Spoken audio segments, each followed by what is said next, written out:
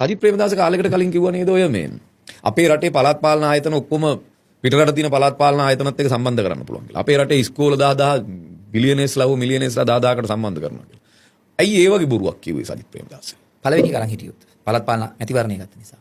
ඇත්තටම ලෝකෙහිම කන්සෙප්ට් එකක් තියෙනවා. ලංකාවෙත් හොයලා බලන්න එහෙම එකක් ක්‍රියාත්මක කරන්න උත්සාහ කරලා හෝ ක්‍රියාත්මක කරලා තියෙනවා. ක්‍රියාත්මක කරලා තියෙනවා මම මතක හැටියට. ඒක ප්‍රේමදාසගේ කාලේ තමයි. ඒ ගැන අපි ලොකුට කතා කරන්න නැතුව ඉමු නැත්නම් මේක කඩයාමක් වෙනවා. පළාත් පාලන ආයතන එහෙම ලෝකෙ සිස්ටම් එකක් තියෙනවා. දැන් මීරිගම ප්‍රාදේශ සභාව මම ඉල්ලනවා මගේ අනුදැනුම යටතේ මගේ කණ්ඩායමත් එක්ක මෙහෙවන්න ඉඩ දෙන්න. ඒතර මම මෙහෙවන්න ඉල්ලන්නේ අලුත් ක්‍රමවේදයන් හඳුන්වලා දෙන්න නැත්නම් ඉතින් කව මේ කරන දේවල් ටිකම කරගෙන නෙමෙයි. ඕකත් මමත් හිතන් ඉන්න එකක්. අපි ලෝකයේ අපිට වඩා මේ සිස්ටම් එක වෙන විදි වලට කරගෙන යන කණ්ඩායමක් එක්ක වෙන ප්‍රාදේශ සභාවක් එක්ක පළාත් පාලන ආයතනයක් එක්ක ප්‍රාදේශ සභාව නෙමෙයි පළාත් පාලන ආයතනයක් එක්ක මීරිගම සම්බන්ධ කරන්න මම උත්සාහ කරනවා. සිස්ටර් සිටි කන්සෙප්ට් එක. ඒ හරහා අපිට වාසිදායක දේවල් ගොඩක් තියෙනවා. වාසිදායක දේවල් ගොඩක් තියෙනවා. අපි කියමු. ඒක පළවෙනි එකක් තමයි අපිට පුළුවන් වෙනවා. ඒ අය ඒ පළාත් පාලන ආයතන වඩා කාර්යක්ෂමව පවත්වාගෙන යන්නේ කොහොමද කියන එක අපේ අයට තේරුම් ගන්න ඉඩ සලස්වන එක ප්‍රධාන එක. දෙක අපි මම පුද්ගලිකව කියන එකක් මේක. මේ ලෝකෙන් හුදේකලා වීමනේ අපේ රටේ අර්බුදය. ලෝකෙ දකින්න තරමට මේ රට දියුණු කරන්න ලේසි. ඒතර පළාත් පාලන ආයතන මේ තව පළාත් පාලන ආයතනයක සම්බන්ධ වුණාම මේගොල්ලෝ දැනුම බෙදා ගන්නවට අමතරව හිතවත්කම් හදා ගන්නවා. ඒ කියන්නේ හිතවත්කම් ගොඩනගා ගන්නවානේ. ඒ හිතවත්කම් ගොඩනගා ගැනීමත් අපිට වඩා වාසිදායක වෙනවා ඉදිරි කාල සීමාවේදී මේ ලෝකේ යනකොට ඒ අයගේ උදව් ගන්න පුළුවන් වෙනවා. ඊළඟ එක දැන් අපි ළඟම රටක් ගමු ඉන්දියාව කියමුකෝ අපි.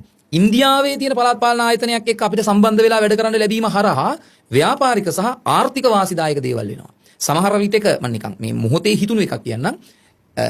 ඒ අපි දෙගොල්ලෝ එකතු වෙලා එකට ප්‍රොජෙක්ට්ස් කරන්න පුළුවන් වෙනවා.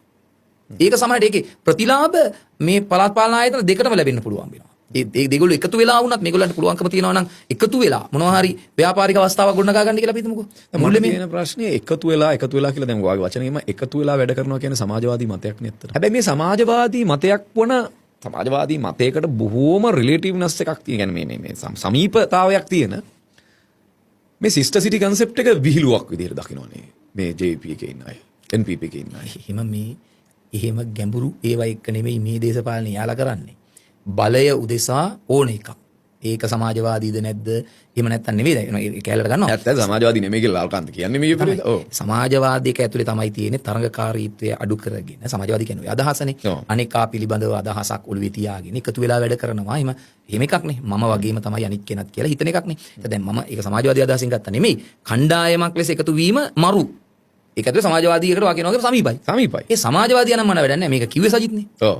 එහෙනම් බෑ. කවුරු කරත් වෙන වැඩක් නැහැ. ඒක මේ හොඳද නරකද නම් මන නෙමෙයි. සහ මේක මාර ගොන් කියලා තමයි කියන්නේ. සජිත් කිව්වොත් ගොන්නේ. සජබෙම සජිත් විතරක් නෙමෙයි. සජබෙම ගොන්. ඔයත් ගොන්. මමත් ගොන්. සජිත් කියලා මේ ගන්නේ පුද්ගලයා විතරක් නෙමෙයි. මේ මුළු කඳවුරම ගොන්. අපි තමයි බුද්ධිමත්. ඒකනේ බුද්ධිමත් සෙට් එක. චන්දිර දාලා බලාපොරොත්තුනේ. ආචාර්ය මහාචාර්යවරු දැන් මේකටනේ. කියන්නේ අපිට වඩා ලෙවල් එකක් උඩින්. අපි ඉන්නේ යටින්. ඒක තමයි බලාපොරොත්තු වෙන්නේ. ඒක මේන්ටේන් කරන්න තමයි ඔය ඔක්කොම ටික කියන්නේ ඉතින්. අන්තිමට බලපුවාම ඒගොල්ලොත් තව ටික දවසකින් ඕක වෙන විදිහකට කියයි.